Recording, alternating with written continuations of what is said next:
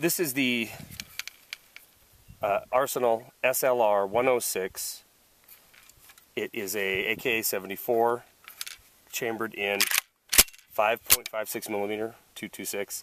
I have just a fairly inexpensive red-filled scope on there, 2 to 7 power.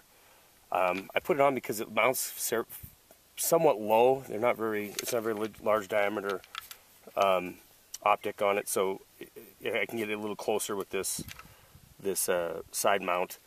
And just for the heck of it, to come out today, I cobbled together this Fast Strike Bushnell red dot, and so for longer range I can use the scope and turn it to the side for the red dot. It's a horrible cheek weld there because it's hollowed out for to fit over the mount when you close this up, and of course with this on here you can't close the stock anyway.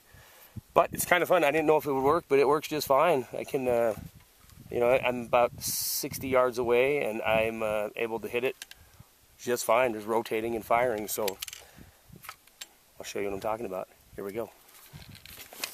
Oh yeah, and the ammo is just a tool ammo, 55 grain 223, Russian made, steel case. I've tried to put this through my ARs, and yeah, it doesn't want to eat it.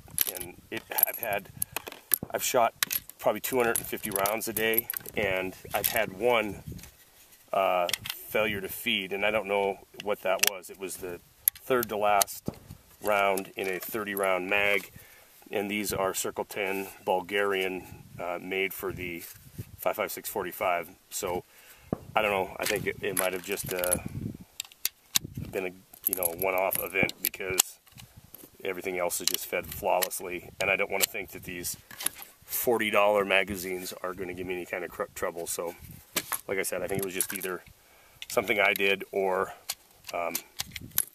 fate. I don't know. Fate shows you that even a $40 mag can fall apart. So what I ended up getting was I got a 5. It came with 1.5, and a 5 is really nice for on a table because you don't have the big magazine hanging out the bottom. And then a couple 20s, which are clear-ish. You can see the rounds in them, which that's also pretty nice.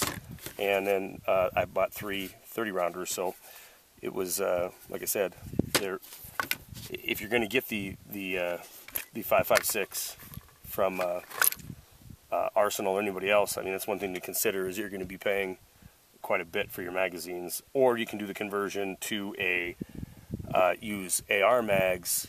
However, I don't know, I guess somebody maybe who's had that done can elaborate on that, but what I've found is if you wanted to do it where you ended up with a complete, your trigger guard as well as your pistol grip, you go with the AR as an AR platform, and then the magazine well, just like the AR. It's about $300-400 just for the components, and then you can't it's just not a drop-in. You have to take it to somebody that can weld that thing in there for you. So it seemed like it was going to add, I would think conservatively $600 to $800.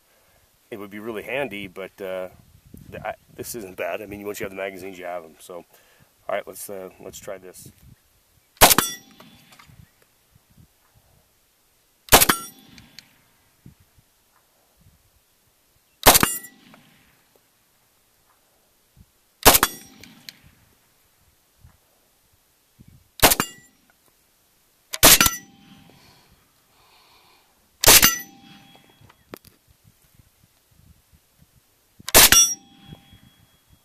I picked up this Caldwell Magnum rifle gong because everybody likes shooting steel, and you don't always want to go to the range, and we have a lot of public land in Montana, so why not?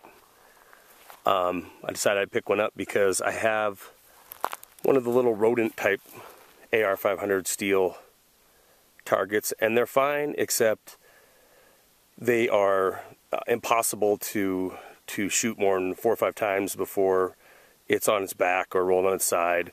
So you're always adjusting, and always coming back to fix. So I decided to pick this up, and I'll just tell you, I was kind of skeptical because it's a kind of thin steel, side braces for it, and the construction of it. Although it's the shiniest chrome chain I've ever seen. 3/8 inch AR 500 steel, and I've probably shot it, I don't know, 50, 100 rounds, and I think it's going to be okay. They did one thing I thought was cool, which is, you see on this tube steel here, it's pretty thin, but where it bends, they reinforced it. They tack welded on another piece, and as you can see, one thing that I think is going to be a problem quick is the break apart of these rounds when they hit that AR 500.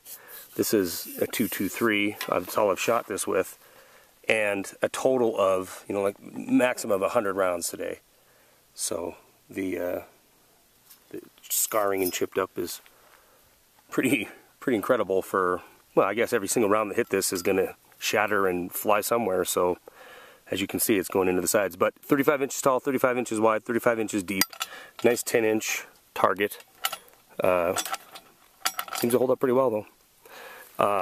Price was just over $100. So yeah, I guess it beats chasing down the elusive steel gopher.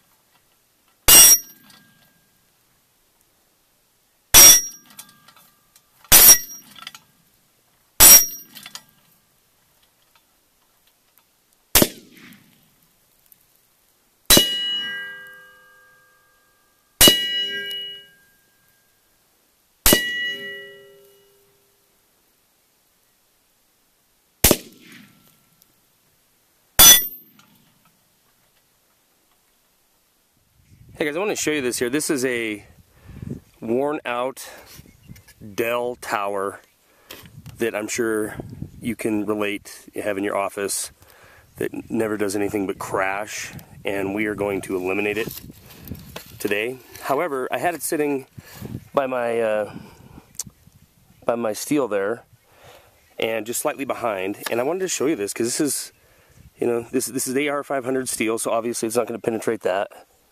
5.56 out of the SLR 106 AK, and this was exposed. This was laying down behind it. This fragmentation from those 223 rounds hitting that plate, it's pretty crazy, and it's, I don't know if it shows up very well, but I mean it is very jagged, and I mean it's just ripped apart.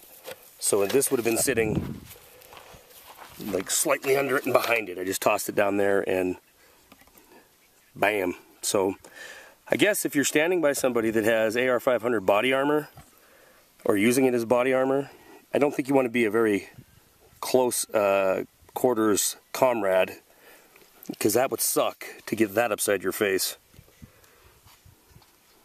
Let's shoot this thing.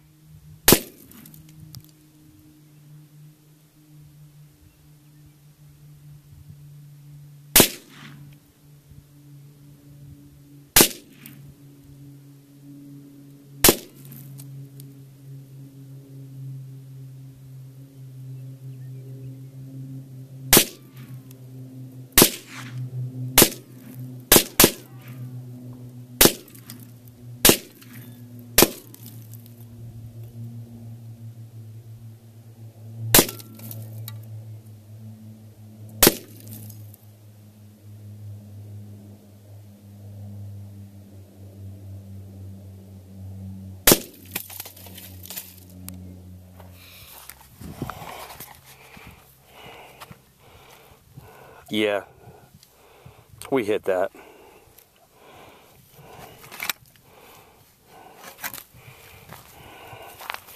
Wow. That's a 55 grain Russian steel case.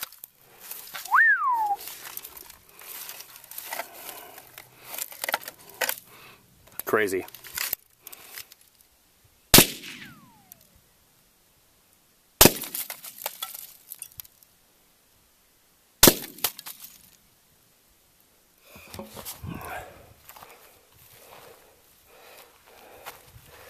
Oh, good.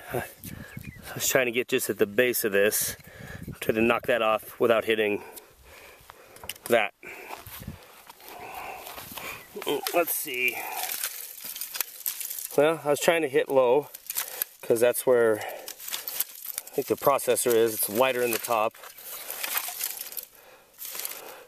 I don't think I can shoot this anymore.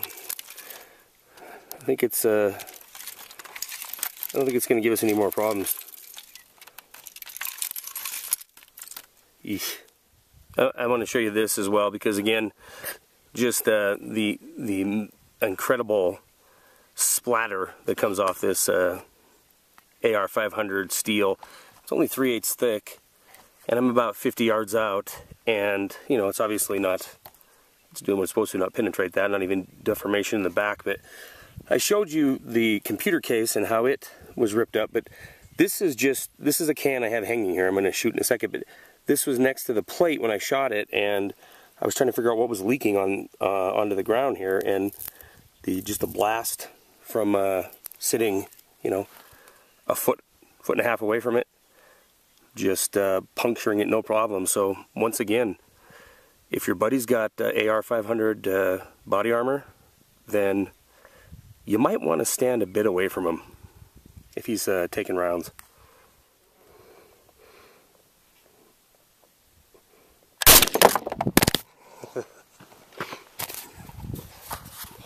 Whoops.